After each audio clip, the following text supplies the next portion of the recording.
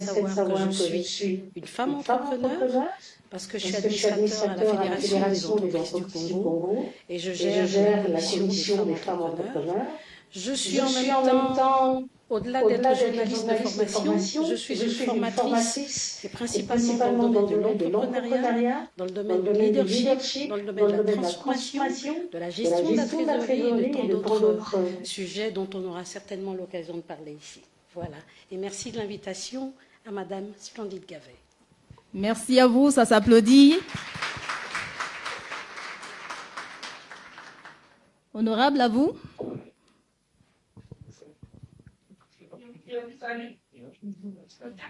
Merci. On ne va pas aller loin. On est venu pour les entreprises, on s'arrête à l'entreprise. Je suis l'honorable Songo Sambi Bongo, statisticienne de formation, planificatrice de formation, comptable de formation, gestionnaire de formation. Femme battante.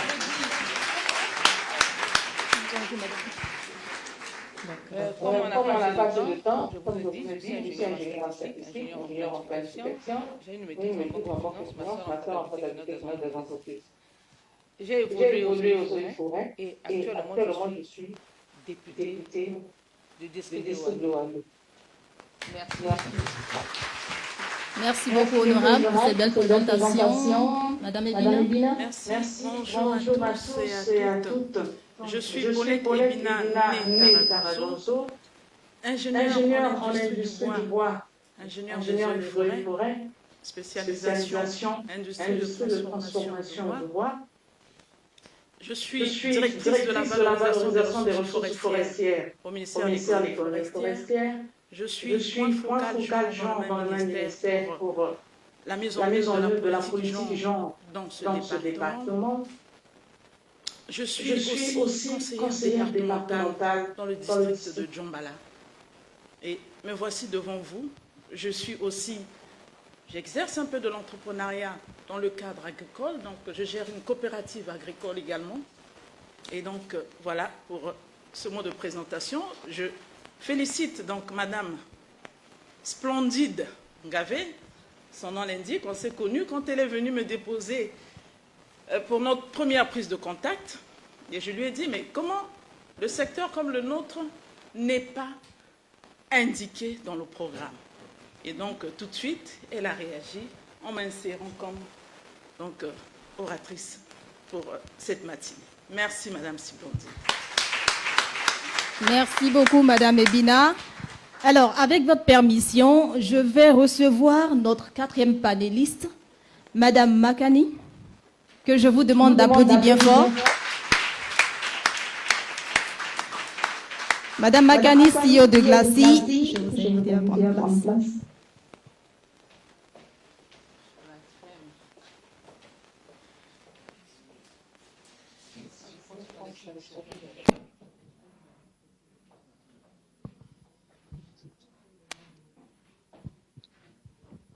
Bienvenue, Madame Makani. Nous sommes déjà lancés. Je vais vous laisser la parole pour vous présenter à l'audience. Qui est Madame Makani? Qu'est-ce qu'elle fait?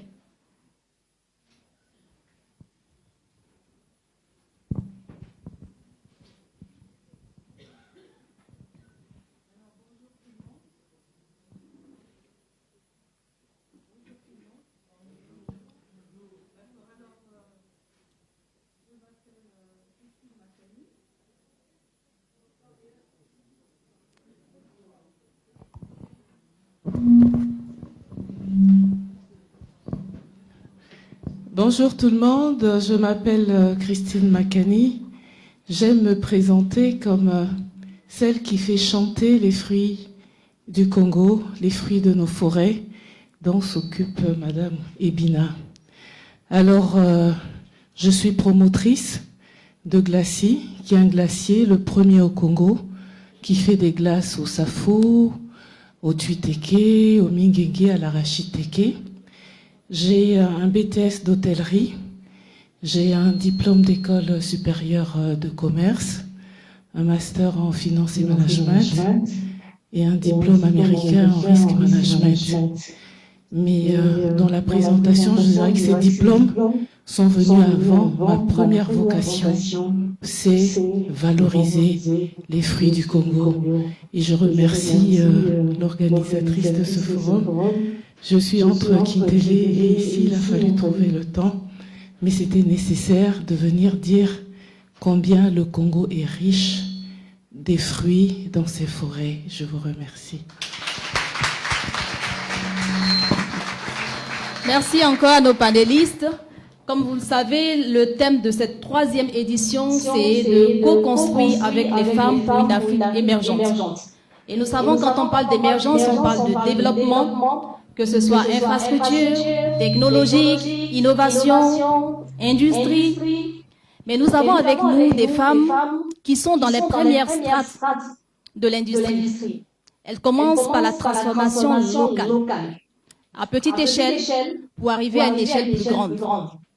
Parlant de développement économique, je pense qu'un rapport assez récent de la CNUDSED disait qu'en Afrique, on a seulement 20% de nos exportations vers les pays étrangers, donc les continents d'Amérique encore ou d'Asie.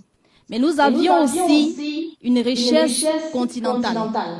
Et plus récemment, comme certains le savent, on a la mise en œuvre de la zone de libre-échange continentale. Je pense que c'est pour favoriser aussi le marché commun avec la circulation des marchandises et des biens. Voilà, dans la région, dans la sous-région et au-delà. Donc, nous avons nos panélistes qui œuvrent avec, pour certaines, des femmes. Je pense que Mme Makani a intervenu tout à l'heure en nous disant qu'elle valorise les produits locaux. Est-ce que Mme Makani veut poursuivre dans son intervention et nous dire davantage comment ça se passe au sein de son entreprise Glacy, qui part des produits du terroir et en fait quelque chose de délicieux et de valorisant pour la culture locale. Mme Makani, c'est vous. Alors, j'ai eu l'idée de faire ce que je fais quand j'avais entre 6 ans, 7 et 8 ans. C'est en allant au village, dans les champs avec ma grand-mère. Elle cueillait des fruits qu'elle me donnait à manger. C'était des petites goyaves qui sentent très bon, qu'on appelle dans le poule mfruta et dans le kuilu, le nyari, bifulu moyo. Des petites goyaves très bonnes. Et j'ai été marquée par cela et par les tuiteke qu'on achetait au marché de l'école, qui étaient mis dans des cornets en feuilles d'avocatier attachés à des brindilles. Pour ceux qui n'ont pas connu ça, c'est triste, mais c'était très beau. Alors, donc toute petite, lorsqu'on nous amenait chez Presto, on nous achetait des glaces à la vanille, à la fraise. J'étais frustrée parce que quand je voulais manger les mfruta, il fallait que j'aille au village. Et il n'y avait pas les tuiteke tout le temps. Et donc, très tôt, je me suis accrochée à ma mère, qui était directrice de Saint-Jean-Bosco, qui est devenue après Chipavita. Et donc, j'étais accrochée à ma mère pour apprendre la cuisine, pour apprendre le maximum. Et quand j'ai eu mon bac, à la surprise de tout le monde, j'ai dit que j'allais faire hôtellerie. Pour quelqu'un qui faisait les maths pour s'amuser, c'était quand même étonnant. Mais je suis allée faire hôtellerie. Mes parents ont compris cela et m'ont encouragée. J'ai fait hôtellerie pour faire ce métier. J'ai travaillé au Mbamou Palace, l'actuel Radisson, 2 ans et demi pour comprendre sur le terrain comment ça se passait. On avait des journées mais de travail très dures, mais c'était ce que j'avais choisi pour arriver à ce que je fais aujourd'hui. Et je l'ai fait avec amour, avec passion. Je suis repartie à Paris 2 ans plus tard pour faire un diplôme d'école supérieure de commerce. Et à cette occasion, j'ai rédigé mon business plan puisque j'étais en quête donc du savoir. J'ai dit, j'ai appris un métier, il faut que j'apprenne à gérer ma structure. Donc j'étais très assidue à l'école. Et lorsqu'on a eu un devoir sur le plan stratégique, je me suis dit, c'est l'occasion de faire éprouver mon idée. J'ai rédigé mon business plan en mars 88. Le business plan de Glacy qui existe aujourd'hui, je l'ai rédigé en mars 88. Et donc, j'avais eu 17 sur 20. Mon professeur avait dit qu'il était très gourmand. Il était très intéressé. Et donc, ce que je fais aujourd'hui, je l'ai rêvé toute petite. Et donc, voilà. Et je l'ai matérialisé par ce business plan. Quand je suis rentrée, je n'avais pas de la SAP dans mes bagages, mais j'avais du matériel pour démarrer mon projet. J'ai encore un couteau et une spatule que j'ai acheté en février 89, que j'utilise encore aujourd'hui avec beaucoup d'affection. Et donc, quand je suis arrivée, vous savez que les fruits, on les trouve pas partout. On les trouve pas chez Casino, on les trouve pas dans des beaux étalages. Il fallait aller trouver où est-ce qu'on trouve, il fallait trouver où acheter ces produits. Donc, j'ai découvert le marché lycée à Thomas Sankara. J'ai découvert tous les dépôts où arrivent les camions de village, où arrive le camion de l'Ekana. J'ai découvert le marché Hugos, Malonga, Tahiti, Texaco. Et donc, quand je finissais mon travail à 21h, 22h, j'étais soit à Total, soit à Tahiti, soit qu'on m'appelait à lycée. Donc, jusqu'à 5h du matin, je cherchais où acheter les fruits. Et c'est comme ça que je me suis fait un réseau. Tous les gens qui poussent les brouettes, là, je leur disais, si tu vois un camion qui a des fruits du village, appelle-moi. Et je rentre à la maison, je dors, 2h du matin, on m'appelle, madame, il y a une dame qui a ramené des malongos ici, mais elle ne veut pas les vendre. Et donc, 2h du matin, je prenais la voiture. Et c'est comme ça que j'ai constitué mon réseau. Et c'est ce qui fait que si vous venez chez Glacier aujourd'hui, vous trouverez les minguengue dont ce n'est plus la saison. Vous trouverez les goyaves dont ce n'est plus la saison. Je suis allée jusqu'à Wesso pour nouer des contacts avec des fournisseurs. Donc, je reçois le Chouembele de Wesso, Ikami ou en Ngamu, de Makwa, de Kélé. J'ai des connexions partout pour faire ce métier parce que c'est la passion. Au-delà de tout, c'est l'amour de mon pays. C'est dommage de manger des fruits d'ailleurs alors que nous avons des fruits chez nous. C'est dommage de porter des pagnes d'ailleurs. Aujourd'hui, je dis les pagnes que nous portons, ça vient de ces fabriqués en Chine. C'est les motifs africains que eux ils se sont appropriés pour faire des pagnes que nous portons. Alors que dans nos pays, nous on a fait du coton ici, on a de raffia. Il y a des pays africains, c'est ça la ZLECAF qui font de ça, c'est du faso d'Anfani. Hier j'avais un pagne tissé de la Côte d'Ivoire. Donc, nous devons nous encourager. Au Congo, on n'est pas nombreux. Si je veux que mon activité prospère, il faut que je fasse des produits de qualité, que je vende à Kinshasa, que je vende en Tunisie, un peu partout. Donc, ce que je veux partager, c'est la passion de mon métier, la passion de mon pays. Rien n'est facile, mais il faut toujours essayer et il faut croire en soi et il faut se donner les moyens. Et il faut travailler en collaboration avec ceux qui peuvent vous fournir des informations pour avancer. Mais il ne faut pas baisser les bras.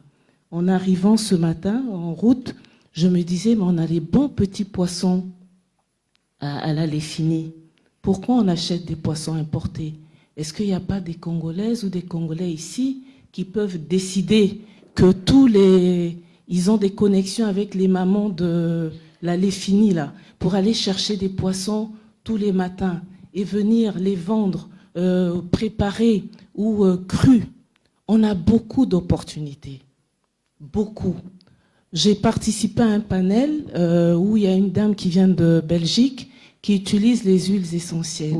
Elle dit que les huiles essentielles, ça coûte excessivement cher.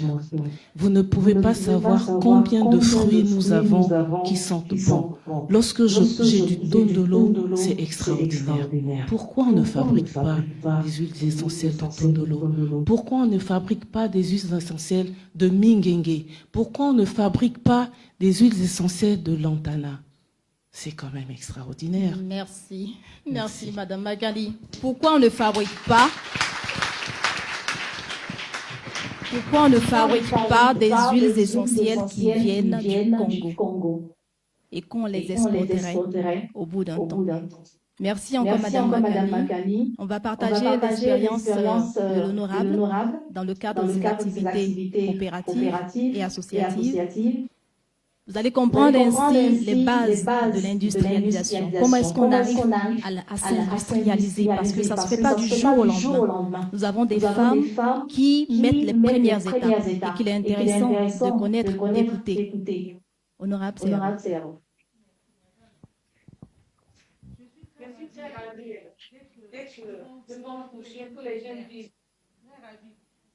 Pour venir partager mon expérience.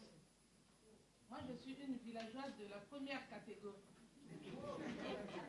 qui aime bien la forêt, qui aime bien les champs. Alors, je voudrais dire ceci, que nous avons des atouts, nous les femmes. Oui, merci. Nous avons les atouts. On peut redresser le Congo en 2 jours.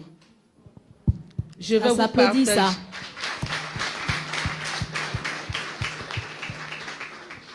Je vais vous partager mon expérience.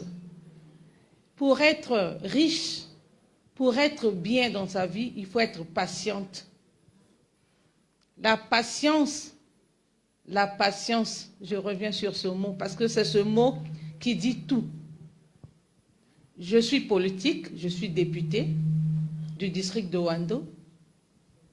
Je ne donne pas la boisson aux gens, je ne fais pas danser les gens. Chez moi, ma politique est focalisée sur les travaux agricoles. Comment je fais? Je suis passée à Gomboma. Quand je vois la l'igname dite de Gomboma, je dis, mais pourquoi est-ce que ces ignames-là, nous sommes tous des Congolais, c'est la terre du Congo, est-ce que chez moi, ça ne peut pas passer? J'en ai acheté à 4 000. Je suis allée expérimenter. Ça a bien donné. Je suis allée tenter dans un village. Il y a une maman qui me dit, maman, cherche là où il y a un peu de sable. Tu verras que ça va bien donner. J'ai commencé dans un village Saba, ça a donné. Je suis allée maintenant dans le village Alembe, ça a donné. Moi, je dis non. Comme ici, vous connaissez déjà le produit, je change maintenant. Eux, ils ont continué à travailler. Je suis allée dans maintenant Ikongono et Olende. Ceux qui étaient à Ouando, pendant la journée de la femme, j'ai sorti 11 bégies d'igname de Gomboma.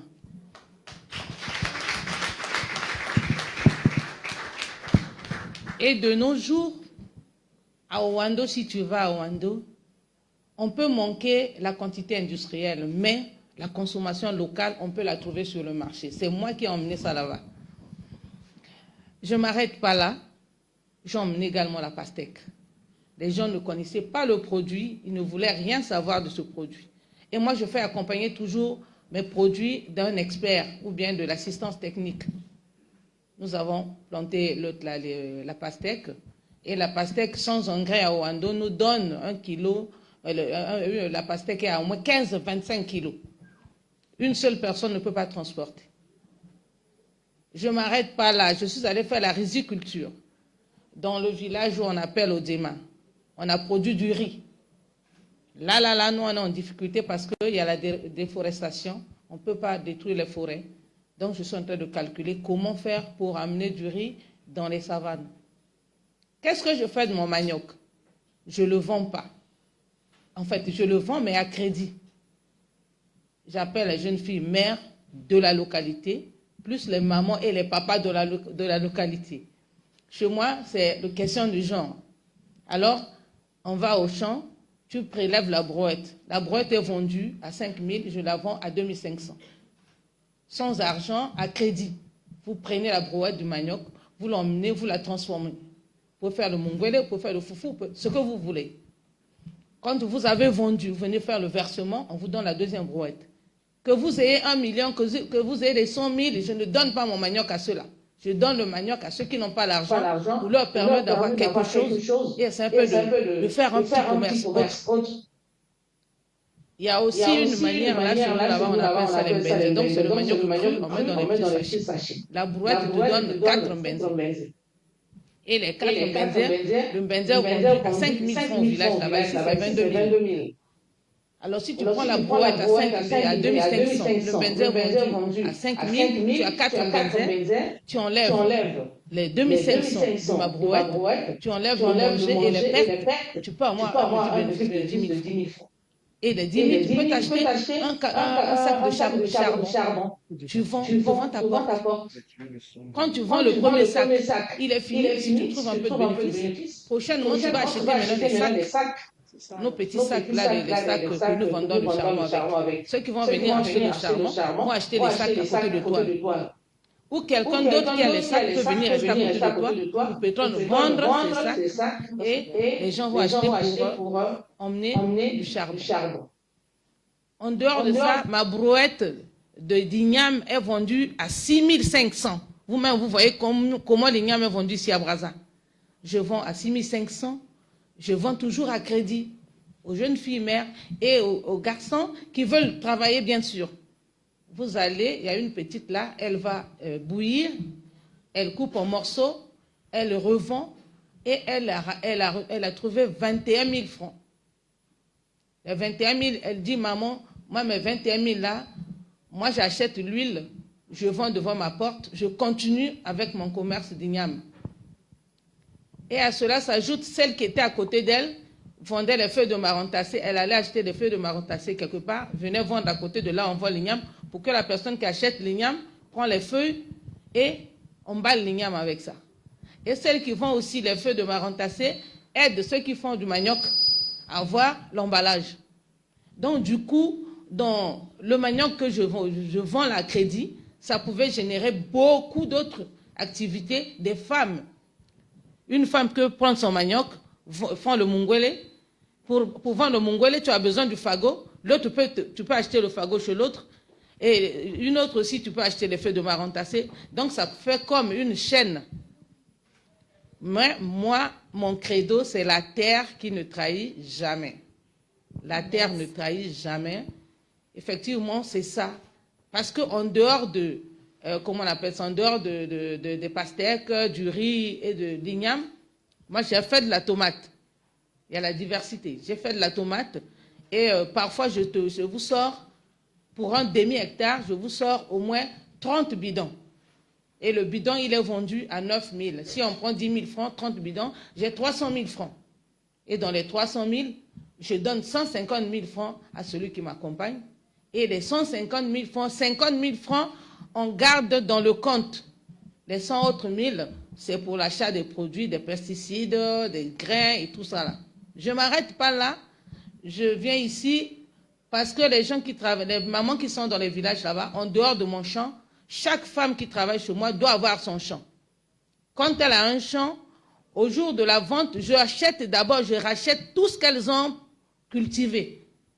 Je viens vendre. Donc je leur donne de l'argent, je prends tout ça. Je peux avoir le bénéfice ou pas. Moi, l'essentiel est que ces femmes-là aient quelque chose. Maintenant, quand elles ont fini leur production, je vends maintenant ma production. Maintenant, qu'est-ce qu'on fait de ma production? Je divise mes hectares en deux. Si c'est 2 hectares, je divise en deux. Celles qui ont travaillé, elles ont 1 hectare. Moi-même, j'ai 1 hectare. Mon hectare, là, c'est pour me permettre d'acheter le carburant, de louer les véhicules, parce que là-bas, l'accès est vraiment difficile. C'est comme ça que je fais. Maintenant, quand elles travaillent, il faut leur trouver juste le café et un peu de sucre. Le reste du riz et tout ça, là, ça ne compte pas dans l'activité. C'est comme si je leur achetais la bière. Du coup, tout le monde s'intéresse à ça. Et tout le monde voudrait faire la même chose. Je prends à témoin Madame Akani. Ce qu'elle dit là est vrai. Parce que je fais obstacle quelque part de son activité. J'ai du citron. J'ai fait la pépinière quelque part dans un village. J'utilise la journée de la femme. J'utilise le 15 août. J'utilise des journées de l'arbre. Tous ces événements-là, je les utilise pour faire mes activités agricoles. Donc, pour le reste, on aura le temps d'en discuter. Merci beaucoup, honorable. C'est magnifique. Et comme vous le dites, la terre ne trahit pas. Et j'apprécie énormément la manière dont vous arrivez à générer de la richesse.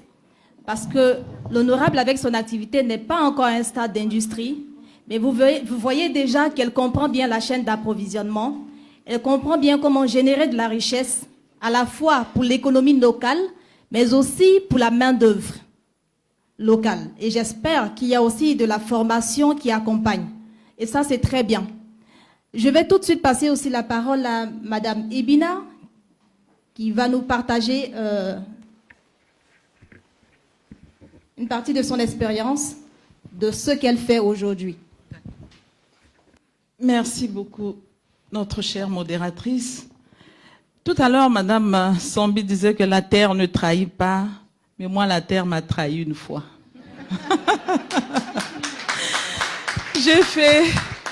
J'ai fait en 2021 une plantation sur 2 hectares d'arachide, sur une terre appropriée pour l'arachide, dans le district de Djambala, il y a un village qu'on appelle Kiali, mais je n'ai même pas eu un sac. Donc la terre m'a trahi une fois.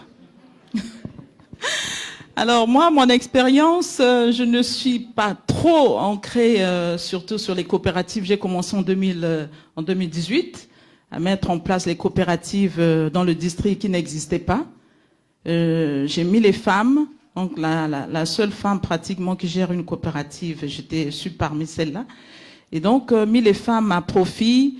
Elles ont également leur champ comme chez Madame Sambi, chacune d'elles a son champ.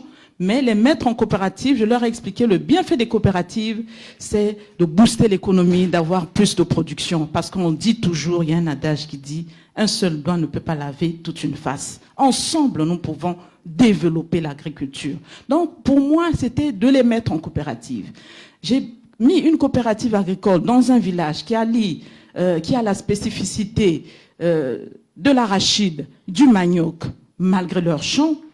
Également, dans le village natal de mon père, qu'on appelle Ossa, j'ai mis également une coopérative. Je suis allée plus loin sur la route des Bala, sur la route de Mbon, pour ceux qui connaissent la République du Congo, Mbon et Bala. Sur cette route, vous trouvez beaucoup d'éléphants. Donc, ce sont les éléphants qui ravagent beaucoup plus les cultures. Les gens sont en difficulté. Je leur ai dit, mettez-vous ensemble. Donc, je les ai mis ensemble pour booster donc notre agriculture, pour que ensemble, avec les appuis que nous pouvons recevoir de l'extérieur, nous allons développer notre agriculture. Et donc, je suis rentrée dans cette phase. Je suis allée au ministère de l'Agriculture me faire immatriculer. Donc, j'ai un agrément pour prétendre avoir des aides au niveau des fonds que nous pouvons avoir. Et pour moi, c'est de les éduquer, de travailler ensemble et d'aller. Donc, j'ai eu une première expérience où nous avons fait la récolte en 2021 de 2 hectares de manioc, parce que la spécificité là-bas, c'est beaucoup plus le manioc, l'arachide. Maintenant, je vais me lancer dans le maïs dans 2 ans pour approvisionner ceux qui font l'élevage. Et donc, nous avons pu avoir près de, comme on a eu 40 sacs de manioc, on a fait du foufou, on a vendu sur Brazzaville. L'idéal, disons, dans l'organisation, c'est les revenus après la vente. Il y a une partie qui revient à ceux qui ont travaillé et l'autre partie nous remettons dans la caisse pour cultiver encore, pour faire encore d'autres champs l'année suivante, pour que les populations restent toujours en éveil dans la coopérative, dans l'agriculture. Donc, moi, mon idée, c'est plutôt de mettre les gens ensemble, d'aller dans le travail d'ensemble, d'aller vers l'industrialisation, hein, s'il faut le dire, aborder déjà notre thème. Donc voilà en gros pour ce que je fais dans la vie coopérative. Mais de l'autre côté, j'ai mon administration, je m'occupe de l'administration, de ce qui se passe au sein de l'administration. Merci. Merci beaucoup, Madame Ebina. Effectivement, on a besoin de catalyseurs. Je pense que c'est ce que vous faites déjà. Vous mettez déjà des personnes en coopérative qui vont comprendre la nécessité de se mettre ensemble pour produire davantage, donc pour générer davantage de richesses, parce que c'est ce que nous attendons des industries lorsqu'on prend le poids dans l'économie d'un pays. Sans plus tarder, je vais passer la parole à Joël, qui, avec ses multiples casquettes, à différentes perspectives, va nous donner son expérience. Déjà, pour commencer, j'aimerais vraiment demander à l'assistance de pouvoir davantage applaudir mes aînés parce qu'elles nous disent des choses si pertinentes. Toutes les trois ont dit des choses si pertinentes, mais en même temps, chacune d'elles m'a permis de retenir un mot. Madame Makani a parlé de valoriser les produits locaux. Ça, j'ai adoré. C'est les produits de base locaux qui vont constituer la réussite de l'industrialisation de nos pays respectifs. Madame Ebina parle de la mutualisation. Jamais on n'arrivera à une industrialisation si on ne peut pas travailler ensemble. Et madame, à côté de moi, maman députée, je n'ai pas donc retenu, madame Louise, j'ai apprécié votre plan de travail, votre stratégie de travail et surtout, j'aime l'humanisme que vous mettez dans votre façon de travailler. Alors, sachez, parce qu'on doit sortir d'ici en retenant quelque chose par rapport à cette organisation qui a été faite. Et merci, Madame Gavet. Le thème de votre conférence porte sur co-construire. Nalingala, Kotonga et Longo. Vous entendez français, hein? Co-construire et en plus, co-construire pas pour le Congo, co-construire pour l'Afrique. Regardez comment c'est beau. 54 pays qui doivent travailler pour passer du cap de l'artisanat auquel on est aujourd'hui et atteindre cette dimension qui fera que réellement l'Afrique deviendra une puissance. Comment on fait pour arriver à ça? Nous connaissons tous l'expression qui parle de passer de la fourche à la fourchette. Ça veut dire bandi na bilanga, okeiti, okomi mutu, yaba usine. Usine wana mute komi mabiloko, nasani ya mutu. C'est de ça qu'on parle. Donc, les gens doivent comprendre la nécessité. Pour être fier de présenter un produit, c'est sûr que ce produit doit être local. Et on a plus de facilité à obtenir de la matière première, n'est-ce pas? Donc c'est déjà sur ça qu'il faut s'arrêter. Ce n'est pas la peine de commencer à réfléchir, il y a quoi ça là, bilanga ya pomme, to ya raisin. Alors que maman le disait, nous avons de très bons fruits locaux. Deuxièmement, ce n'est pas la peine de considérer qu'il faut absolument avoir fait des études incroyables pour que l'industrialisation se mette en place, quoique la formation est importante. Alors, qu'est-ce que je voudrais que l'on retienne? En tout cas, de mon point de vue, le défi est énorme, mais il n'est pas insurmontable. Pourquoi? Il y a la volonté, il y a les produits locaux, nous avons la chance d'avoir le climat, d'avoir l'eau, d'avoir les espaces. J'aime bien chez moi en face, tout le monde connaît le nombre de mètres carrés de terre arable. Ça fait des années, on nous parle toujours de 82 millions de terres arables. Ça veut dire depuis on a ballonnaté. Donc nous en sommes encore sur une terre vierge. Je préfère le dire. Nous avons donc un défi de pouvoir travailler. Alors les défis, souvent lorsqu'il faut les relever, c'est là que les gens commencent à pointer du doigt les autres. Ah, tozarana couranté. Difficile de mettre en place une industrialisation. Ah, nous n'avons pas de financement. Je ne sais pas ici, mais chez moi en face, prêter de l'argent à des agriculteurs, vous pouvez oublier, ça n'existe quasi pas. Ça veut dire que les agriculteurs doivent eux-mêmes penser à mettre en place des fundraising, des financements privés, trouver un cousin, un oncle, un chéri, une fille, mais en tout cas, il faut trouver quelque chose, des moyens pour pouvoir mettre en place une activité agricole pérenne. Donc le défi est encore double. Mais là où ça devient quelque chose de surmontable, c'est lorsque les gens se mettent ensemble. Parce qu'ensemble, les compétences sont diversifiées. Vous avez la terre, moi j'ai les outils. Vous avez les outils, ben moi j'ai le transport. Vous avez le transport, mais vous savez que je suis forte en communication. Vous n'avez pas d'argent, moi j'ai les réseaux. Je sais qui contacter, on dit chez moi, Kozana Mbongo, Kozana Batu, et Leki Kozana Mbongo. Ce sont toutes ces compétences mises les unes à côté des autres qui vont nous emmener à l'industrialisation. Et c'est une industrialisation qui est tant attendue, qui est tant espérée, mais dont on parle encore sans jamais y arriver encore. Alors, à côté de ça, l'industrialisation, je voudrais que vous sachiez aussi qu'il y a quand même des écueils aujourd'hui. On va y arriver, on espère y arriver, il faut trouver le matériel pour monter l'usine.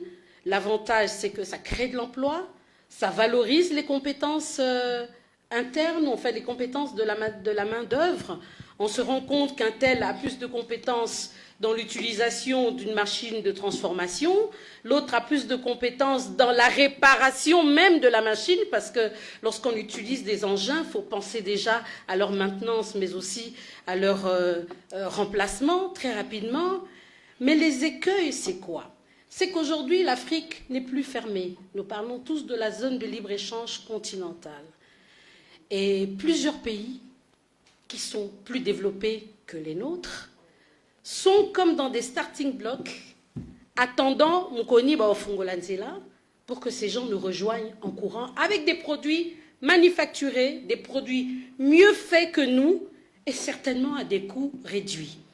Je voudrais vous parler rapidement des écueils que nous vivons chez nous au Congo. Nous sommes un pays entouré par 9 voisins, donc les frontières, il y en a énormément. Nous sommes un pays si béni naturellement que nous avons désappris à travailler. Parce que ça pousse tout seul, parce qu'on n'a peut-être pas eu la vision commerciale de se dire il faut qu'on arrive à être des premiers producteurs, quand ce n'est pas les mines, mais en tout cas premiers producteurs agricoles. Donc on a oublié de faire certaines choses. Et aujourd'hui, on produit certes, mais comme on n'est pas industrialisé, il arrive que vous débarquiez au Congo et il n'y a pas de farine à manger. Parce que nous l'avons en produit brut, mais nous ne l'avons pas transformé. J'ai déjà été dans l'est du Congo et j'ai trouvé les plus belles tomates de la terre abandonnées sur la route, mais je ne savais pas qu'elles étaient abandonnées. Elles y étaient parce que les mamans productrices les produisent de chez nous, mais elles trouvent des débouchés commerciaux uniquement dans les pays voisins qui sont le Burundi et le Rwanda. L'offre et la demande, lorsqu'il y a beaucoup de produits, les prix baissent, n'est-ce pas? Donc quand les pauvres mamans portent sur la tête 10 kilos de pommes de terre, de tomates, 15 kilos de tomates et qu'elles traversent la frontière pour les vendre, c'est l'acquéreur qui donne le prix. Alors le Rwandais va les regarder en disant « Maman, bassin là, il y en a combien ?»« Non papa, vous vendez à combien? 50 ? Non, non, non, je n'ai que 4 $ pour vous, à prendre ou à laisser. » Et souvent ces mamans fières, dignes, reviennent avec le produit et le déposent à la frontière. Et c'est là que j'ai vu ces tomates qui n'appartenaient plus à la personne. Parce que la maman, elle ne saura plus rien en faire. Elle en a déjà qui l'attend dans son champ, mais elle refuse de le laisser en face parce qu'elle ne veut pas avoir travaillé pour rien. Ça, c'est une responsabilité que nous devons prendre. Alors, je crois que les politiques qui devraient être formulées, parce que Mme Gavet disait qu'à la fin, il y aura des recommandations qui monteront vers les autorités compétentes, il faudrait que nous militions pour que vraiment, au-delà de la production agricole qui se fait, que réellement des industries se mettent en place. Les industries, nous ne sommes pas encore en mesure de produire nous-mêmes nos engins. Quoique, si on fait déjà des machines à foufou, on fait déjà des machines yako, vous appelez ça imboto, pour faire imboto, ça veut dire qu'on a déjà la capacité pour pouvoir produire à plus grande échelle. Mais aujourd'hui, il faut se mettre ensemble, comme disait maman, aller acheter du matériel en Chine, à Dubaï, et revenez produire pour que ça ne pourrisse plus dans nos champs, pour que les prochaines récoltes ne soient pas des pertes pour les producteurs, et pour que demain, nous soyons fiers, comme on a appris au Nigeria, de voir un Dangote qui aujourd'hui est celui qui a la plus grande usine de production, d'abord raffinerie, mais aussi usine de production de tomates, usine de production de ciment. On a du sable, on a de la terre, on a tout, mais on n'a juste pas les moyens. Ces moyens nécessitent la mise en commun de nos compétences, de nos relations aussi, et la mise en compétence, la mise en relation de toutes nos connaissances pour que demain, cette Afrique qu'on veut belle, cette Afrique qu'on veut voir se développer, puisse avoir de part et d'autre des acteurs et des multi-acteurs qui soient fiers de lui avoir donné cette dignité qu'on attend d'elle. Donc voilà, encore une fois, je pense que j'ai terminé mon propos pour la première fois. Merci beaucoup. Merci Madame Billet. Effectivement, votre propos était très riche. Vous avez soulevé effectivement quelques défis. Et du coup, moi, j'ai envie de poser la question à Madame Makani ou encore à l'honorable, vraiment de façon très succincte. Dans ce que vous essayez de faire grandir, quels sont les défis auxquels vous vous confrontez? Et est-ce que vous aviez pensé à des pistes de solutions? Ça sera aussi votre mot de fin pour qu'on puisse échanger avec notre audience. Madame Makani, on va démarrer par vous. Vos défis et vos recommandations à ce stade. Alors, comme défi, je dirais, c'est d'abord trouver des personnes qui aiment le travail. Vous savez, il y a des métiers qui sont très difficiles. J'ai beaucoup d'admiration pour les mamans qui cassent les pierres, qui gagnent leur vie, qui ont élevé leurs enfants avec ça. J'ai beaucoup d'admiration pour les mamans qui font des beignets. Tous les matins, elles font des beignets, tous les soirs, elles ont élevé leurs enfants avec ça. J'ai beaucoup d'admiration pour les mamans, et on l'a vu pendant le Covid, qui quittaient Talangaï, qui allaient acheter les légumes à Bakongo. Il y en a qui quittaient Bakongo, qui allaient acheter des produits à Talangaï et qui vendaient. J'ai beaucoup d'admiration pour ces personnes-là. Les jeunes d'aujourd'hui, ils n'aiment pas travailler. J'ai un turnover très élevé. Je suis très exigeante. Très exigeante. Le langage de l'industrie, le langage du monde des affaires, c'est l'excellence. Vous allez vous différencier lorsque vous êtes excellent sur le marché, lorsque vos produits sont excellents, lorsque votre cadre de travail est excellent. Si on n'a pas la patience, si on n'a pas l'amour, on n'a pas la considération pour soi-même, c'est difficile d'avoir du succès dans les affaires. Lorsqu'on s'aime soi-même, on aime les autres et on veut leur offrir mieux que ce que nous aurions voulu recevoir. Donc le premier défi, c'est le travail, des gens qui aiment le travail. Le deuxième défi, on achète des machines qui sont de plus en plus sophistiquées avec beaucoup d'électronique. Ça fait 2 mois que ma production de glace a chuté parce que je ne trouve pas d'électronicien compétent pour régler mon problème. Donc, la formation, il n'y a aucun domaine qu'on puisse négliger. Que celui qui fait le ménage le fasse avec amour, de façon excellente. Que celui qui fait la vaisselle la fasse de façon excellente. Que celui qui répare. On a parlé d'association. Lorsque je m'apporte un électronicien, je dis je veux 2 électroniciens. Vous allez discuter pour trouver la solution parce qu'à 2, à 3, les compétences foisonnent, on peut mieux trouver les solutions. Les techniciens, ils n'aiment pas travailler en groupe. Donc, c'est ça les défis. Et je voulais partager quelque chose hier dans un panel à Kintélé. Il y a une dame qui vient de la Tunisie qui a dit qu'eux, ils fabriquent des machines en fonction du produit. Donc, celui qui a un produit spécifique, il présente le produit, eux, ils vont faire une offre, trouver la machine pour la fabriquer. Vous avez parlé d'importation des machines en Chine, à Dubaï. On a un problème avec ça. Parce que lorsque je reçois une machine de Dubaï, je n'ai pas le schéma éclaté de la machine. Lorsque j'ai une panne, je ne sais pas commander la pièce. Je ne sais pas commander la pièce. Donc lorsqu'on achète des machines, c'est aussi tenir compte de ça. Mais plus que jamais, on a besoin de tous les métiers, des bons mécaniciens, des bons électroniciens, des bons informaticiens, des bonnes personnes.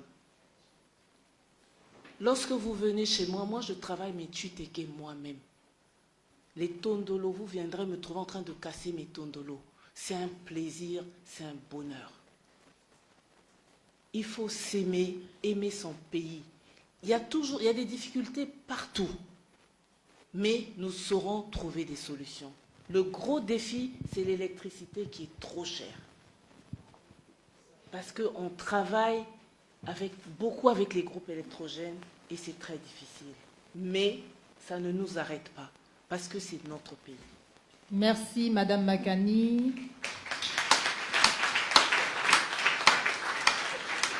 Ce que vous dites est tellement pertinent. L'industrialisation vient avec ses défis énergétiques, défis de main-d'œuvre qualifiée, défis de compétences liés au secteur.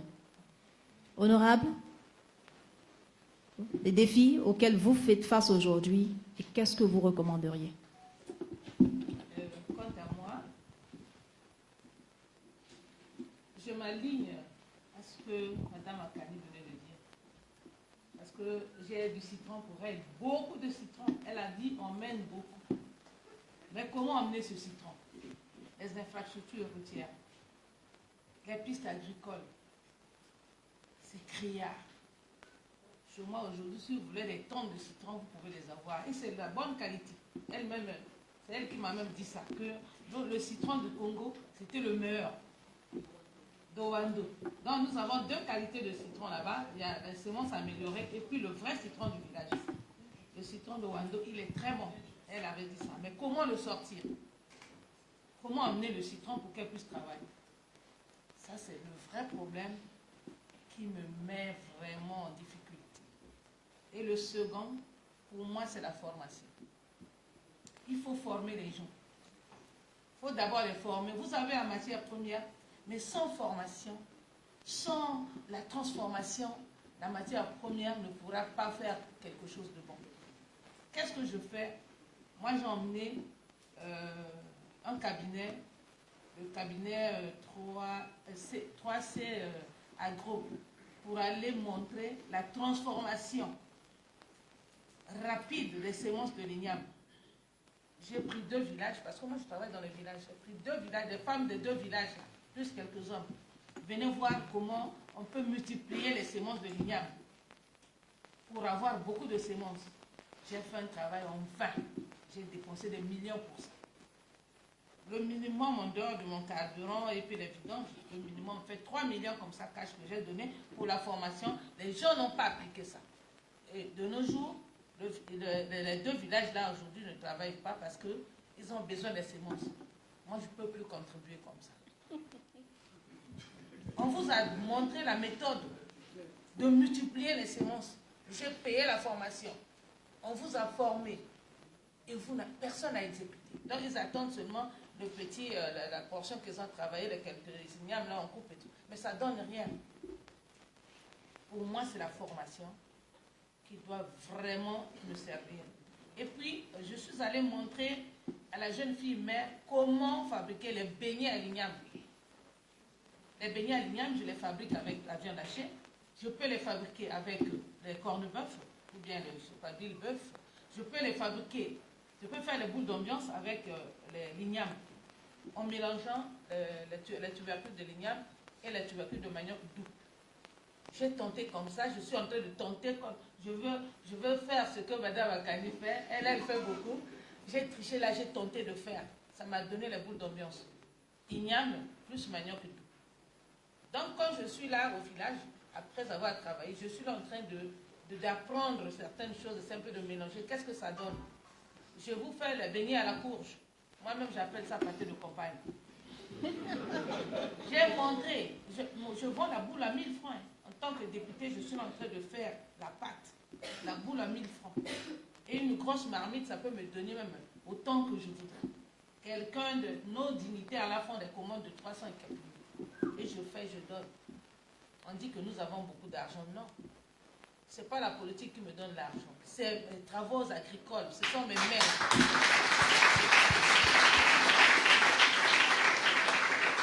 J'ai emmené une partie, j'ai déposé, j'ai dit à les femmes, enfin aux filles qui avaient étudié, j'ai dit voilà, la matière première est là. Voilà, 5 000 francs. Chacun de vous pouvait prendre au moins un quaquer de courge pour aller tenter de faire ça. Personne n'a essayé. Je suis venue à Brazzaville, je suis repartie voir mon stock. Je l'ai vendu. J'ai transformé, j'ai vendu. Donc, pour moi, le défi, c'est celui-là. La formation, le transport, et les gens doivent être assidus. Une femme doit aimer le travail. Préparer chez une femme doit être une passion. Une femme doit aimer le travail, une femme doit aimer apprendre, une femme doit s'exécuter pour lever le défi. Là. Le défi, c'est nous, les femmes, là, il faut que nous aimons le travail. Nous n'aimons plus le travail. Nous aimons la roue. On aime trop la facilité. Donc, c'est ça qui fait que moi, mon défi, c'est celui-là, la formation de la jeune femme, pour que la jeune femme accepte de travailler et les infrastructures, là, vraiment les pistes agricoles, si on peut me les arranger, pour que je fournisse du citron à Mme Makani. Merci beaucoup, honorable. Ce que vous dites est très vrai parce que les études ont montré que 70% du coût de revient d'une marchandise est imputé au transport. Donc, avec l'industrialisation, effectivement, l'accès aux routes, l'accès aux voies, sinon les voies d'accès, même que ce soit à un port ou à l'intérieur du pays, est très important. Donc, on a un défi d'infrastructure, que ce soit routier ou portuaire, ou encore, pour celles qui vont réussir à produire davantage, tout à l'heure, Mme Billet disait qu'il y a des moments qui laissent les tomates en bordure de route, mais vous vous rendez compte que c'est parce qu'elles n'ont pas d'espace d'entreposage. Voilà, donc ça aussi, ça contribue à se développer, à s'industrialiser. Les espaces d'entreposage sont très importants. Merci beaucoup. On va passer à Mme Ebina pour son mot de fin. En tant que catalyseur, j'imagine que vous faites face aussi à des défis. Bon, qu'est-ce que vous recommanderiez? Qu'est-ce que je recommanderais? Tout a été pratiquement dit. C'est par le travail. On a besoin de la formation. Il faut renforcer les capacités de personnel. Il faut les former. Il faut les infrastructures. Il faut l'eau. Il faut l'électricité pour aller vers l'industrialisation. Pour moi, il faut assainir aussi le climat des affaires. Tout ça, ça va vers l'industrialisation de nos ressources. Nous, par exemple, au niveau de la transformation de nos ressources naturelles, s'il faut parler du bois, nous sommes allés vers l'interdiction d'exportation des bois sous forme de grumes pour transformer la matière première localement et pour que les artisans menuisiers trouvent de la ressource sur place et qui la transforment. Donc nous renforçons également les capacités de ces menuisiers. C'est toute une chaîne pour y arriver. Donc voilà mon mot de fin. Il faut qu'on accepte, il faut que nous acceptons les formations, que nous aimons les formations aussi. Il faut aimer, hein, on l'a dit, on a pratiquement tout dit. Il faut aimer ce que l'on fait. Il faut, disons, pour aider son pays, il faut vraiment aller de l'avant. Le pays aussi doit faire un effort dans les infrastructures, dans l'électricité, et tout concourt à l'industrialisation. Merci, ça serait mon mot de fin. Merci, Mme Ebina. Madame Billet, on va clôturer succinctivement avec vous pour passer la parole au public. Oui, pour moi, ce que je considère comme défi, je devrais dire, c'est plutôt... ou plutôt, je vais le dire autrement. Chaque acteur dans ce domaine devrait se considérer comme un ambassadeur. Lorsqu'on sait qu'on représente son pays, on sait qu'on représente son continent, à mon avis, on travaille avec toute la bonne composition possible pour arriver à réussir. Donc, voyons-nous comme des ambassadeurs. À chaque fois que l'on produit, à chaque chaîne de valeur et de distribution, se dire que je vais donner le meilleur de moi-même, je vais permettre... Il y a des pays où quand tu vas, on sait sentir le patriotisme et la fierté d'appartenir à cette nation. C'est des choses qui nous ont quittés d'une certaine manière. Et si nous retrouvons cela, si nous retrouvons la fierté des produits, on a beau les appeler produits locaux, mais tout à l'heure, je disais que dans les défis de l'industrialisation, et surtout avec l'OADA qui est arrivé, sachez qu'un produit que vous n'avez pas transformé jusqu'au bout et qui passe la frontière, celui qui le récupère de l'autre côté de la frontière y ajoute un peu de sel, mais l'emballage, le produit est estampillé appartenant à ce pays-là. C'est pour ça que je parle de vous comme ambassadeur. Vous voulez une industrialisation?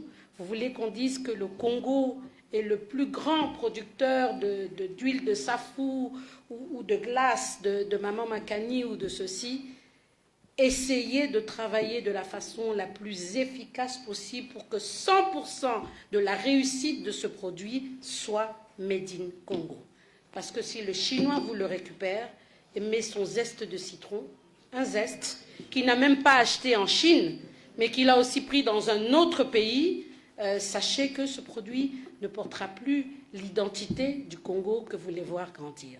Voilà, donc je pense que le reste... Un vrai éveil. Merci Madame Billet. Effectivement, valorisons nos produits locaux, apportons toujours de la valeur, de la richesse pour pouvoir exporter avec notre branding, comme on dit, Made in Congo. Merci. On va passer à la deuxième phase, comme je vous l'annonçais, de notre panel. On va donner la parole à notre public. S'il y a des personnes dans l'audience, on peut leur apporter des micros. On va prendre juste 3 personnes. J'ai vu 3 mains levées rapidement. D'accord. Il y a beaucoup à dire. Donc, on va prendre 6 mains levées.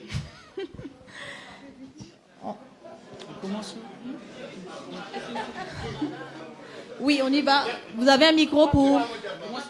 Oui, allez-y. On va commencer avec monsieur. Vous vous présentez et ensuite vous posez votre question. Merci. Je suis monsieur Gislain Ossetumba. Je suis conseiller à l'ARMP. Ma question, c'est peut-être pas totalement une question, c'est une remarque ou une contribution. Depuis longtemps, je suis à la Chambre de commerce. Je connais la plupart des femmes qui entreprennent. Et il y a 10 ans, parce que j'ai comme l'impression, j'écoute toujours les mêmes choses. Il y a 10 ans, les femmes étaient au même stade. Moi, je voulais maintenant que nos dames, nos entrepreneurs, si ça se dit, nos entrepreneurs dames, qu'ils aient un peu des ambitions, qu'ils voient un peu plus loin. Parce que l'année dernière, on était à Kinshasa, j'ai représenté la Chambre de commerce sur l'entrepreneuriat féminin. La délégation des autres femmes, quand ils venaient, quand ils parlaient, vous sentez les vrais capitales d'industrie, dames. Ils parlaient qu'il y en a qui ont des hôtels comme Radisson, dont les véritables PDG, les véritables qui disent qu'ils ont 500 employés, ils ont des entreprises à la bourse. Mais tiens, dans ma délégation, j'ai dit aux autres, mais pourquoi vous n'arrivez pas? Vous êtes seulement à la transformation, des petits trucs, 2 hectares, 3 hectares. Est-ce que c'est avec ça qu'on peut réellement dire qu'il y a un entrepreneuriat féminin? Donc, c'est ça, je reviens encore, j'écoute toujours les mêmes choses. Je voulais qu'ils prennent plus de l'auteur, qu'ils sont plus audacieuses. Parce qu'elles deviennent les véritables capitaines d'industrie. Parce que peut-être avec elles, avec les dames, on aura vraiment les véritables femmes d'affaires. Parce qu'au niveau des hommes, on ne compte sur le bout du doigt. Parce que moi-même, j'ai du mal quand je constituais la liste, que même la présidence, qu'on nous demandait, constituer la liste des hommes d'affaires qui veulent assister à ça, les B2B. Bon, je ne suis pas homophobe. Il faut se dire la vérité, parce que la plupart, c'est des étrangers. Quelle dame ou bien qui est même directrice d'une banque? Je pose mon exemple simple. Il n'y en a pas. Voilà, il y a beaucoup à dire, je ne peux pas monopoliser la parole. C'est cette interpellation que je veux que vraiment, nos mamans, il y a de la place pour elles. Il ne faut pas qu'ils se contentent avec ces 2 hectares-là. Faire du yaourt, faire du tagaoussi. Non. Il faut qu'ils aillent plus loin maintenant. Merci. Merci beaucoup, monsieur. C'était une très riche contribution. Je pense que vous mettez effectivement le doigt sur un point, l'audace, la vision, l'ambition sont contributrices d'un grand développement. On va prendre une dame à la suite du monsieur. Il a apporté une contribution. Il n'a pas posé une question. Je voudrais lui dire, il y a un adage que mon père a toujours aimé. On dit toujours que petit à petit, l'oiseau fait son nid. tout simplement ce que je voudrais dire. Et j'aime bien cet adage-là. Et j'aime bien cet adage. Et j'ai commencé toute petite, on grandit. Je pense que nous arriverons au stade où vous voulez. Merci pour votre contribution. Merci. On va passer le micro à la dame de l'autre côté qui lève la main depuis un bout de temps déjà.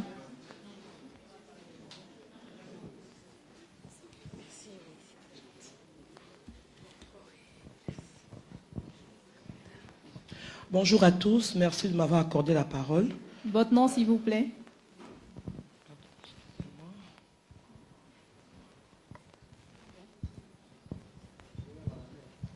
Je tiens, hein? Bon, comme ça. Je suis Madame Noélie Nguenoni. Je représente l'association des anciens étudiants du Maroc. Et ma remarque, ça sera peut-être une contribution par rapport à ce qu'a dit le monsieur. Et quand j'ai écouté un peu concernant le secteur agricole, industriel, moi je pense qu'au Congo, nous avons l'habitude de travailler individuellement. D'où nous n'évoluons pas. Pour moi, ma proposition, c'est que nous devons constituer des coopératives. Nous mettre sous forme de coopératives, comme en Afrique de l'Ouest, et à ce moment-là, nous allons évoluer. Quand l'honorable parle de, par exemple, elle forme les gens, elle a formé les gens, mais après, il faut les mesures d'accompagnement. Parce que tout le monde n'a pas le même niveau scolaire. Imaginez-vous, vous formez des personnes, par exemple, analphabètes. Mais après, il faut accompagner. Une formation doit être accompagnée. Et si elle fait des actes de façon individuelle, ça ne va pas évoluer. On sera stagné, comme a dit le monsieur, on sera toujours stagné là. Si nous formons des coopératives, à ce moment-là, nous aurons des hectares à produire. Voilà ma contribution. Merci. Merci pour cette belle contribution, Madame Noélie. D'accord. L'honorable va apporter quelques éclairages rapidement, 1-2 minutes. Merci Madame Nguenoni pour la contribution. Je n'ai pas voulu élargir mon exposé pour éviter de prendre trop du temps. Ça veut dire que moi, je pars d'une base pour aller un peu plus loin. On commence par la formation. On forme les gens et on les fait travailler et à la suite, on laisse l'enfant évoluer. Et c'est dans les villages où les gens doivent se regrouper, travailler en groupe. Ça, c'était le langage, si je ne me trompe pas de l'année, je pense que c'est l'année dernière, où on devait, la ministre de la Femme nous avait demandé d'entretenir les femmes dans ce sens-là. Ça n'a rien à voir avec ce que nous disons aujourd'hui là. Ici, on est en train de regarder l'agrégat. Parce que si tu n'as pas formé les gens, tu ne leur as pas donné la matière, ces gens-là ne peuvent rien faire, même si on leur donne beaucoup. L'accompagnement, ça veut dire que j'ai donné d'abord la formation, je leur ai montré la méthode de multiplication rapide des sémences. Ça ne se fait pas avec le niveau intellectuel, c'est juste la sonde. Tu prends l'igname, tu coupes en morceaux, tu mets la sonde, tu laisses sécher, tu mets dans un bidon ou bien dans un espace donné, tu verses de l'eau, 2 semaines après, ça pousse et vous allez planter. Ça n'a rien à voir avec le niveau intellectuel. Mais moi, je vais les accompagner. En quoi faisant? Pour ceux qui font les arachides, quand il y a beaucoup de sacs là-bas, nous en les vendons ailleurs. Le ligname, aujourd'hui, nous avons des partenaires. Ouesso, Makwa, Brazzaville, ici, il y a beaucoup de députés qui ont demandé pour aller vendre dans leur circonscription. Donc, on a déjà beaucoup de clients. Là-bas, le travail aussi, en amont, ça doit se faire comme ça aussi. Merci beaucoup pour la contribution. Merci, honorable. On va prendre 3 contributions simultanément. D'accord. On va d'abord prendre la dame en jaune, ensuite le monsieur en vert. J'ai vu la main levée depuis longtemps. D'accord. La dame, oui. Vous également, s'il vous plaît.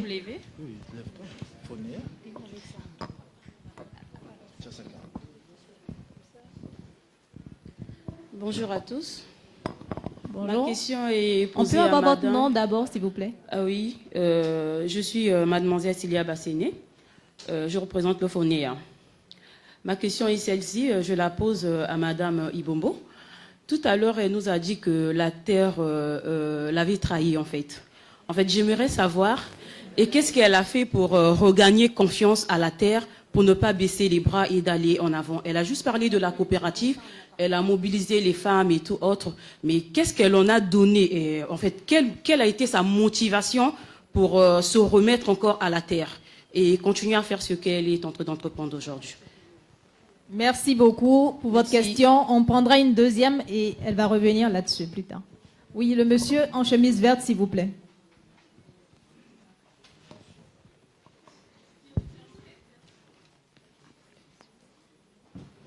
Vous pouvez passer le micro, s'il vous plaît.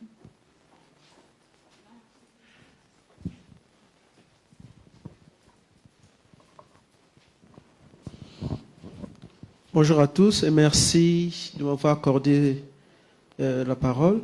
Je suis Mouniani Stej, je suis enseignant de sciences naturelles, je suis entrepreneur, je représente l'association Jeunesse en éveil du Congo, en sigle AGEC.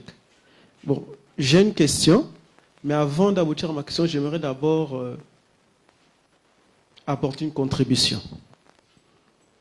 Au fait, ça me fait mal lorsque les gens disent qu'au Congo, les jeunes sont paresseux. Ça me fait vraiment mal. Et j'aimerais dire, au fait, on se trompe. Les jeunes ne sont pas paresseux, mais ils sont désorientés. Vraiment désorientés. Dans tous les domaines, nous avons au moins un Congolais qui est expert. Au moins un. Ça veut dire que nous avons de la main-d'œuvre. Le vrai problème, c'est que le Congolais n'est pas patient. Dans mes débuts d'entrepreneuriat, tous ceux qui ont permis que je tombe, ce sont les collaborateurs. Cette année, j'ai été affecté à Dolisie et j'ai voulu entreprendre dans le secrétariat. J'ai formé moi-même 3 jeunes. Les 2 premiers, 2 se sont enfuis sans dire quelque chose. Et le dernier, il a fini par dérober des choses, il a volé et j'ai fermé. Donc, ça veut dire que chez nous, c'est vraiment la main-d'œuvre qui pose problème. C'est pas que les jeunes n'aiment pas travailler, mais ce sont des personnes qui sont formatées à travailler quelque part dans un bureau. Un jeune est prêt à donner 300 000 pour qu'on l'intègre à la fonction publique, que de prendre 300 000 pour entreprendre. C'est ça le vrai problème.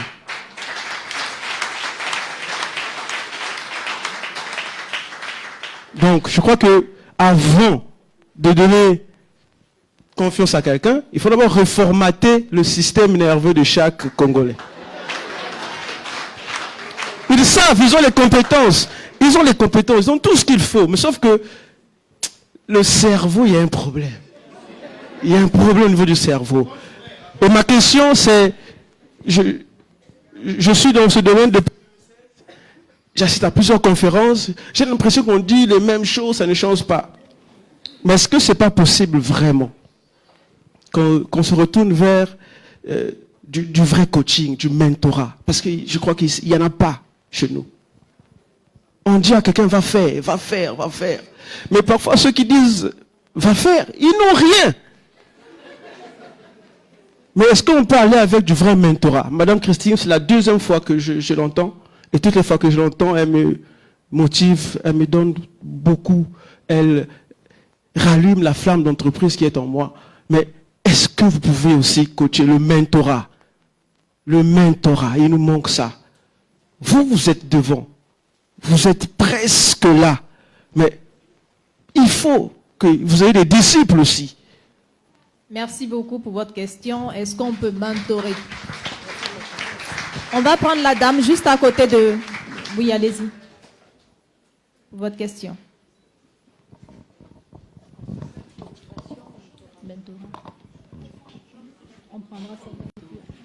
Bonjour à tous, je me présente, je suis mademoiselle Efaz. Oui. Je suis manager national de la structure Mara Royal. Et je ne vais pas aller en long et en large. J'ai bien écouté les aînés, comment est-ce qu'elles se sont adressées. Cela a été très pertinent de leur part. J'ai eu à entendre Madame Joël qui était vraiment concise sur ses propos. Mais je souhaiterais savoir quels sont les moyens de bord pour accompagner les managers d'entreprise concernant l'industrialisation. Et dans notre pays, souvent, il y a moins d'ouverture.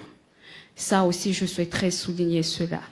Par contre, concernant la formation, comme le monsieur vient de dire, il faudrait vraiment insister sur la qualité de raisonnement de tout un chacun par des coachings. Mais cela aussi doit être supervisé par des managers qui connaissent vraiment la matière. Donc, je souhaiterais vraiment que l'on me remette vraiment un retour concernant les moyens de bord d'accompagnement sur les managers qui veulent vraiment entreprendre sur l'industrialisation. Merci beaucoup. Merci pour votre intervention. On va prendre la... Je vais revenir dans cette rangée, mais je termine avec la dame. Oui, en jaune, s'il vous plaît.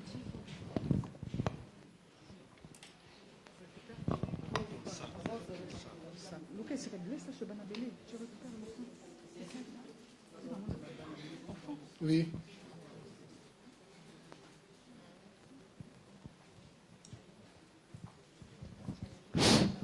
Oui, je suis Madame Léna Judith. Je pose la question à Madame Louise.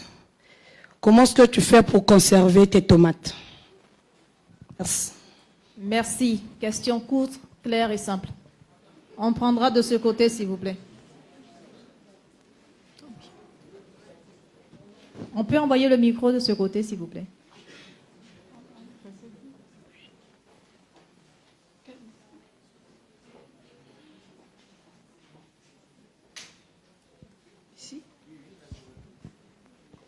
Merci.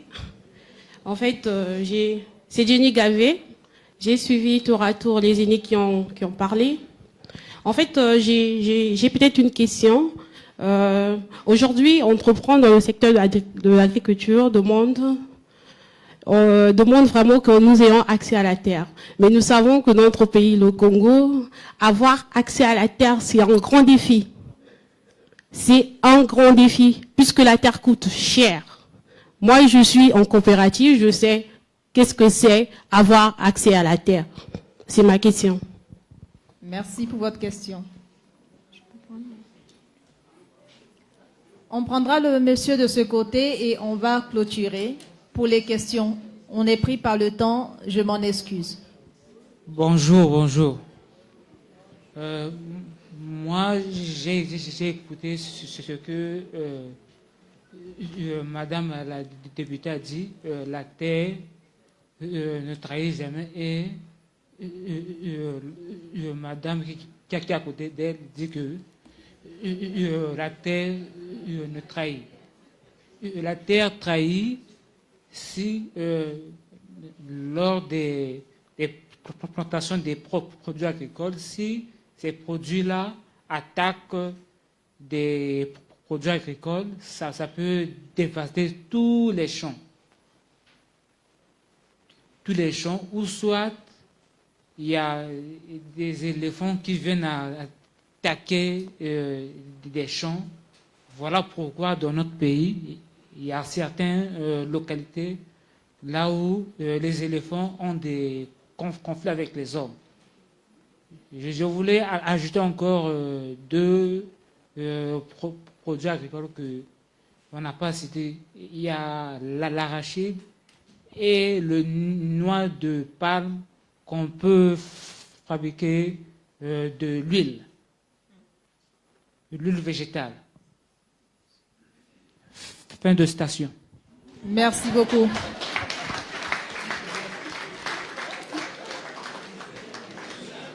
Bon, une femme pour clôturer à l'occasion de la Journée internationale de la femme africaine. Madame, on va vous prendre.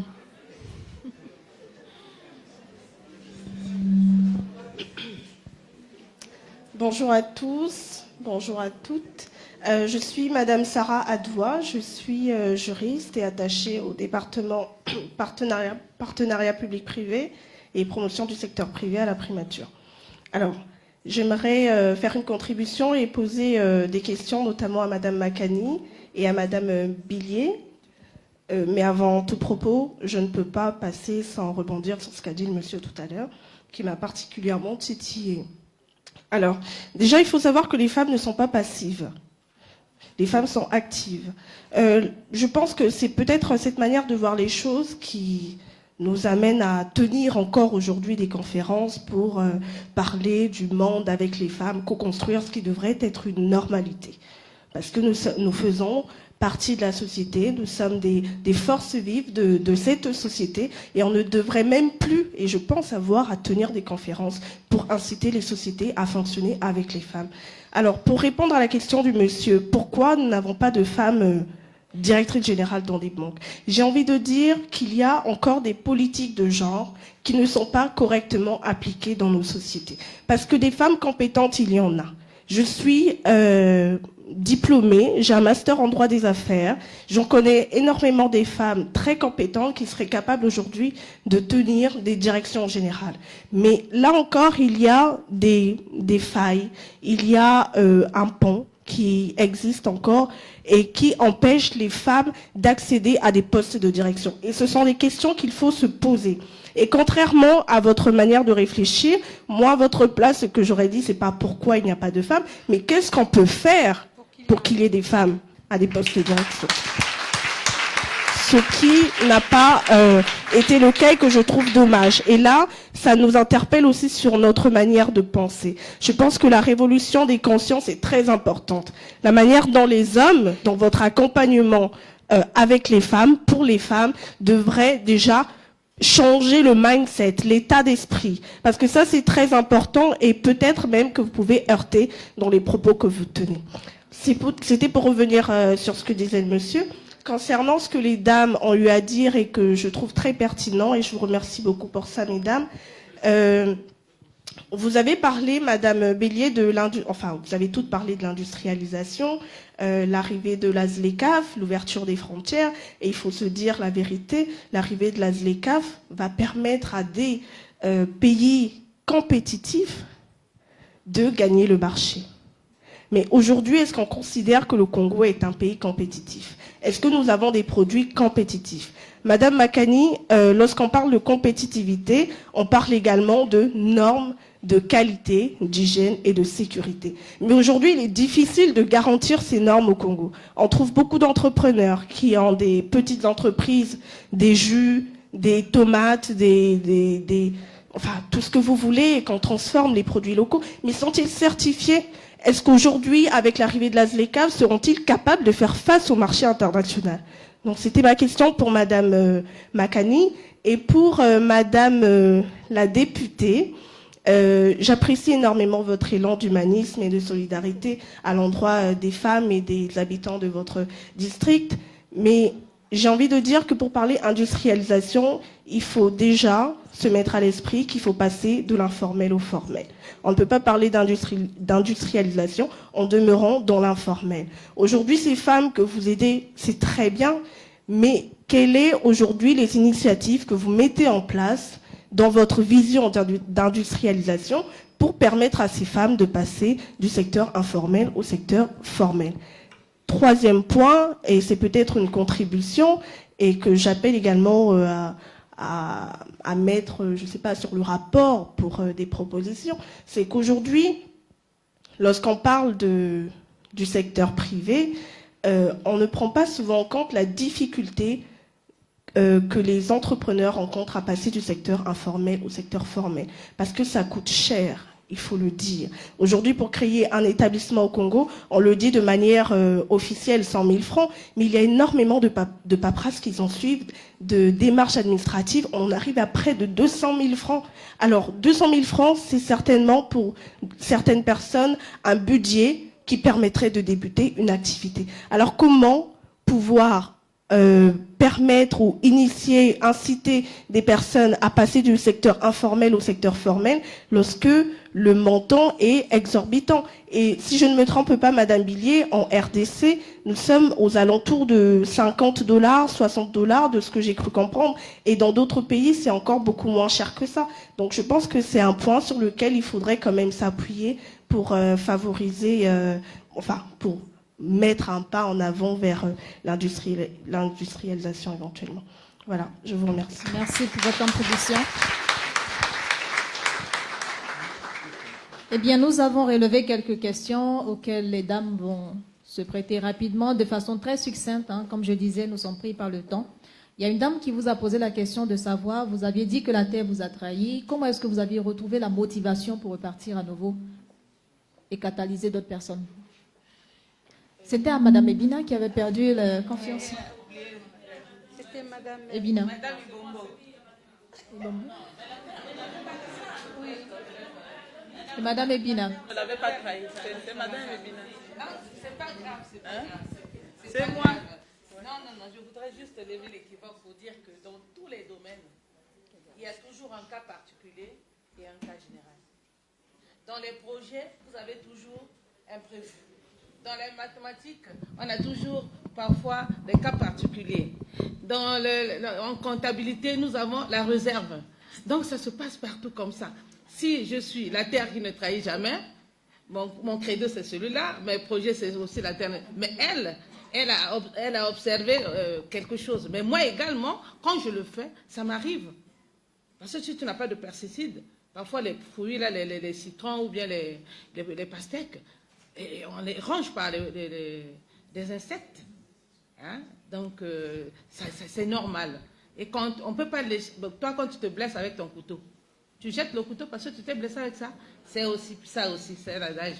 Bon, de grâce, je vais continuer. Je continue. Je complète. Attends que je termine pour que... Il y a Madame Judith Lena. Elle m'a parlé de la conservation de la tomate. En posant cette question, Madame, je suis très contente de toi. Et toi-même, tu sais que c'est la bête noire ici au Congo. On n'a pas encore eu la méthode de conservation.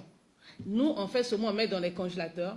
Et au village là-bas, ce que j'ai appris à mes paysans, c'est de mettre ça dans l'huile. On grille la tomate, on met dans l'huile et chaque fois on prend un peu. Mais ce n'est pas une méthode industrielle. C'est juste une petite conservation liée à la quantité que nous pouvons trouver. Mais à la longue, pour qu'il y ait des industries, il faut que la production soit grande. Mais non, là, on ne peut pas parler. Dans les villages, là-bas, on peut parler de l'industrie parce que la production n'est pas celle qu'il faut. Mais de temps en temps, comme on est passé de 2 hectares, on va à 5 hectares. Mais moi, j'ai déjà des preneurs qui ont des machines, qui veulent faire le foufou de Dignam. Comme ils ont des machines, je préfère être leur fournisseur. Et je vends à ceux-là, ils font le foufou. Moi, je vends la matière première. Et il y a quelqu'un aussi qui a dit pour le partenariat public-privé. Vous savez qu'une chose est vraie ici au Congo, hein.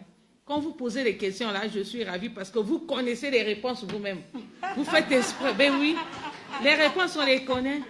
Hein? Quand tu le dis, tu connais déjà la réponse. Et de tout ce que tu as dit, c'était juste des contributions. Il y a une place aussi. Le rendement. Quelqu'un qui avait parlé du rendement? Non, on n'avait pas de questions sur le rendement. Pour la formation ou bien des choses comme ça. Voilà. Oui, mais ce n'était pas adressé, c'est adressé à Mme Makani, donc on va y venir. Est-ce que Mme Ebina veut réagir sur la motivation quand elle avait perdu? Comment est-ce qu'elle a réussi à retrouver la motivation? Tout à l'heure, qu'est-ce qu'on a dit? On a dit qu'il ne faut pas baisser les bras, il faut toujours aller de l'avant. Donc, je n'ai pas baissé les bras. Je me suis dit que certainement, c'était peut-être les graines qu'on avait prises qui n'étaient pas bonnes. Et donc, j'ai changé de culture.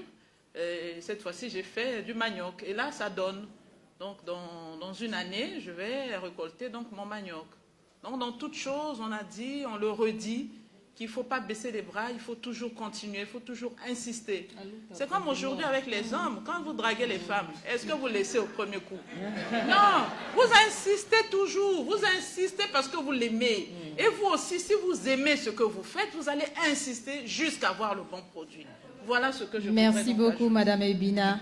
On a parlé de mentorat, il y a le monsieur qui disait déjà que vous l'inspiriez. Mais au-delà de ça, est-ce que vous êtes prête à coacher, à accompagner via le mentorat pour le permettre de réussir davantage? Madame Makani.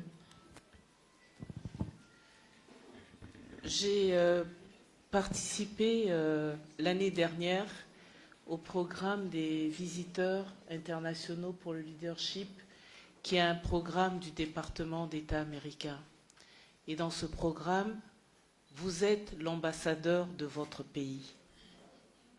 On a parlé de patriotisme aussi.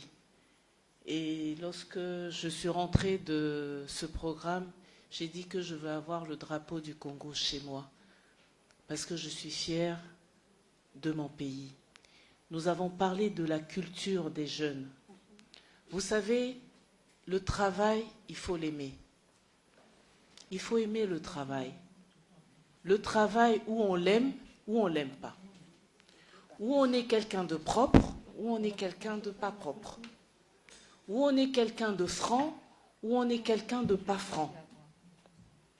Dans le business, il faut de l'éthique. L'éthique et encore l'éthique. Sans l'éthique, on ne pourra pas s'en sortir. On ne peut rien faire sans l'éthique. La vérité, c'est vis-à-vis de soi-même d'abord, avant que ça soit vis-à-vis des autres. On ne peut pas se développer tant qu'on n'est pas franc, tant qu'on n'est pas vrai. C'est impossible. Impossible. Mentorer, ça ne pose aucun problème. Quelles sont tes valeurs personnelles? Quelles sont tes valeurs personnelles? Quand tu viens chez moi, qu'est-ce que tu viens chercher? Qu'est-ce que tu veux? Tu veux de la patience? Est-ce que tu ne sais pas comment avoir de la patience? Il faut être perfectionniste. Perfectionniste, c'est tout ce que je fais. Et ça, c'est la devise de ma mère. Paix à son âme, c'est comme ça qu'elle nous a éduqués. Lorsque tu veux faire quelque chose, ou tu le fais bien, ou tu ne le fais pas. Il n'y a pas d'à peu près. Si vous voulez réussir, vous devez être excellent dans chaque chose que vous faites. Notre pays est riche. Pourquoi j'affectionne les citrons d'Owando? C'est la variété meilleure. J'ai reçu ce citron d'Oyomi, il est léger. J'ai reçu ce citron de Makola, c'est une autre saveur. Mais le citron d'Owando, il est juste exquis. Ça veut dire quoi? Que sur le marché de l'Azlecaf, rien qu'au Congo, dans chaque département, si je plante ce citron, j'ai autant de saveurs que j'ai de départements desquels je reçois le citron. Si j'ai l'ananas de Kélé, qui est différent de l'ananas que je reçois du Mayombe, en termes de saveur, c'est différent. Le gingembre, c'est pareil. Donc, on a autant de possibilités de développement des exclusivités de notre pays pour briller dans le monde. Je suis allée par mes propres efforts à Miami la première fois. C'était pour montrer, je cherchais à prouver que les produits que nous avons chez nous ont de la place partout. J'y suis repartie une deuxième fois avec le ministère du Commerce. Et ils ont vu ce qui s'est passé. Nous avons des bons produits. Mettons-nous au travail. Merci. Dans l'éthique, la vérité. Ce n'est que dans la vérité que nous allons évoluer. Je peux coacher qui veut, je peux mentorer qui veut, parce que c'est ça aussi le succès des États-Unis. J'ai vu beaucoup de clusters, les gens y vont, on les forme. Mais la base, c'est quoi? C'est l'éthique, c'est l'excellence. Merci, Madame Makani. Recherchez l'excellence à tout prix. Donc, on va inviter notre amie à contacter Madame Makani lors du cocktail. D'accord. Il y a une autre dame qui avait posé la question, comment on fait pour accompagner les managers à intégrer la dimension de l'industrialisation? Est-ce qu'il y a quelqu'un qui voudrait répondre sur le panel? Je crois que la question m'était posée et je voudrais tout de suite lui répondre en disant que mentorat, oui, accompagnement, oui. Dès le départ, les managers devraient avoir un vrai business plan. C'est sur base de ce business plan que les managers eux-mêmes commencent par se former. Et là-dessus, je voudrais rebondir sur la question des réseaux sociaux. Je vois beaucoup de nos jeunes, TikTok, Facebook, WhatsApp ou LinkedIn, ou j'en sais trop rien, mais très peu parlent de l'entrepreneuriat. Jusque-là, je n'ai vu aucun produit congolais sur TikTok.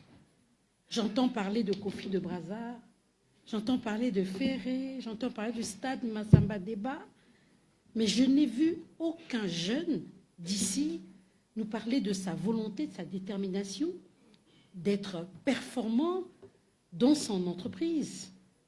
Donc je pense qu'on peut vous accompagner, d'accord, parce que ça existe, Elle vient de le dire, Madame Makani.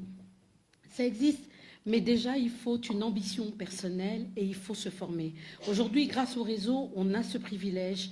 Moi, sur rien que TikTok, je trouve énormément d'informations basées sur l'élevage, sur la ponte des œufs, sur la transformation même de la fiente en carburant. Je vois ça sur TikTok.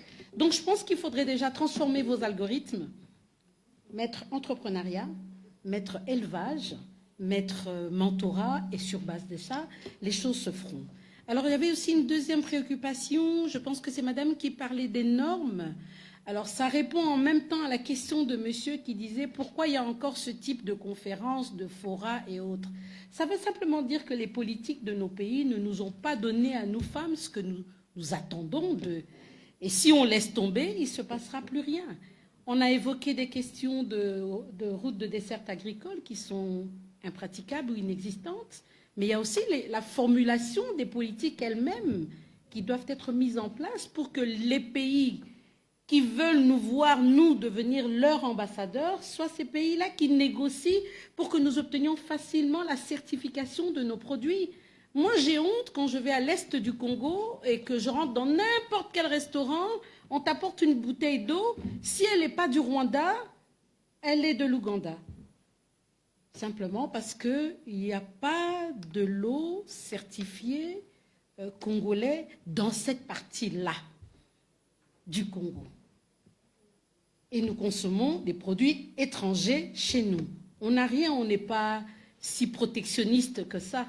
Mais ce n'est pas ça. C'est de se dire comment un grand pays, nos dirigeants ne se battent pas assez pour donner la chance aux entrepreneurs. Donc ce genre de fora, c'est l'occasion justement de relever les différentes recommandations et les politiques qu'on devrait soumettre à nos autorités pour que les choses avancent et que demain, en tant qu'ambassadeurs, nous soyons fiers de nos produits. Je pense avoir répondu aux deux questions. Oui, merci Madame Billet.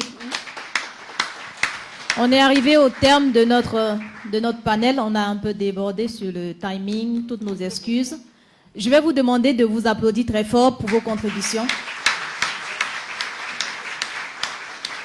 Je remercie également toutes ces femmes leaders et dynamiques qui ont bien voulu partager et partager de leur temps également parce que c'est aussi une ressource. On parle d'industrie, on parle de vocation, on parle de formation, on parle de chaîne d'approvisionnement, on parle de développement économique et social parce que les deux vont de pair. Lorsqu'on intègre les objectifs de développement durable dans une politique, qu'elle soit sectorielle ou d'industrialisation, il est important de tout englober. J'ai bien apprécié l'intervention également de la dame qui a parlé des partenariats publics-privés. Aujourd'hui, sur le continent africain, on assiste à la montée des PPP, comme on les nomme. Et je connais très bien le groupe Arise, qui est un champion national en Afrique, qui développe l'Afrique pour l'Afrique. Donc, il vient avec des infrastructures parce qu'ils ont compris que lorsqu'on veut aller vers la zone de libre-échange, il faut être aux normes. Il faut avoir des standards internationaux pour être plus compétitif. Donc, si nous regardons dans cette direction, nous devons intégrer tous les prérequis pour aller vers une industrialisation durable. Pourquoi? Parce qu'on regardera également tout ce qui se passe en termes environnemental, on intégrera les innovations, la technologie, les changements climatiques, les défis liés au transport, voilà. Et tout ceci va nous permettre effectivement d'asseoir notre industrie localement, bien évidemment appuyée par les politiques, et que ce soit des politiques sectorielles ou industrielles, mais aussi par les politiques commerciales. Et moi, je vais vous remercier pour ce temps que j'ai passé ici.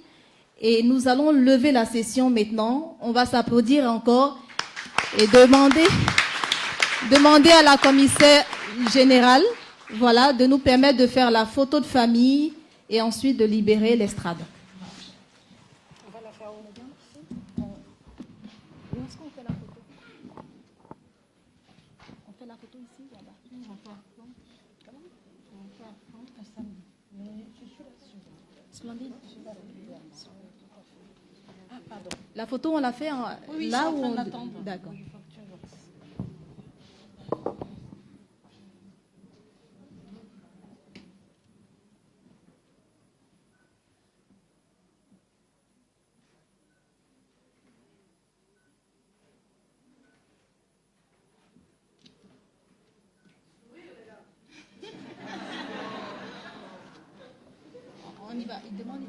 Une autre photo, une dernière photo, allez-y. Splendide.